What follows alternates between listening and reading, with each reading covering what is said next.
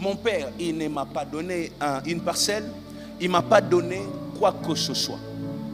Il m'a donné juste cette église. Je suis devenu pasteur, c'était à moi de structurer les choses.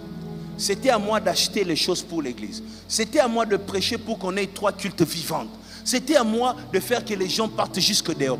Tout, j'ai commencé à faire avec mon Dieu. Maintenant, quand j'entendrai encore quelqu'un dire Moïse Mbiye, c'est un héritier. Frère, on va se battre, je vais te taper. Tu vois? Je vais te taper, frère. Donc, yo poko tito beti bango ensemble. Oui, mais je te dis, parce que tu dis des choses que tu ne maîtrises pas.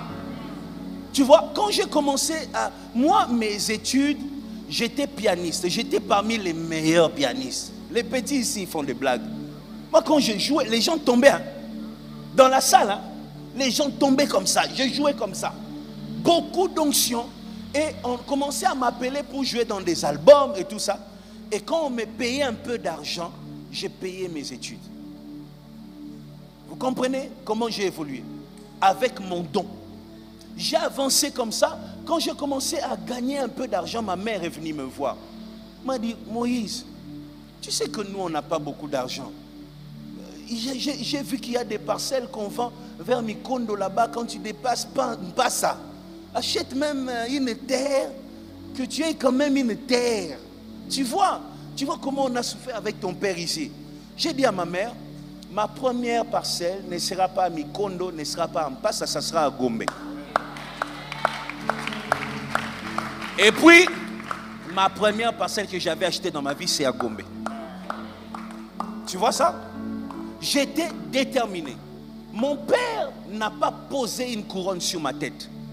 Comme le père de David, il m'a positionné. Et moi, j'ai saisi l'opportunité. Le père n'est pas obligé de te rendre riche. Si tu rends riche, gloire à Dieu. Mais si tu ne rends pas riche, ne les maudis pas. Quand il te fait étudier, il te positionne. Quand il t'apprend les choses de Dieu, il te positionne. Quand il t'éduque, il te positionne. Le père positionne et le fils saisit l'opportunité. Aujourd'hui, les gens me regardent, disent comment il l'a fait. Quelqu'un m'a laissé une église en train de mourir, mais moi j'ai regardé ça comme un trésor. Je l'ai chéri. J'ai commencé à dormir ici tous les jours sur les sables. Il n'y avait pas de bureau, rien. Je dormais là. Je voyais ce que cette église serait. Je ne voyais pas ce que c'était. Quelqu'un m'a positionné et j'ai saisi l'opportunité. Je suis allé affronter mon Goliath. Ton père va te mettre sur la route. Mais c'est à toi d'aller chercher ton Goliath. C'est à toi de faire tomber ton Goliath. Et c'est à toi de poser toi-même la couronne sur ta tête. Il est temps d'arrêter de maudire les parents. Alungwakuna, Asaila Bissoni, qu'est-ce que tu voulais qu'il fasse?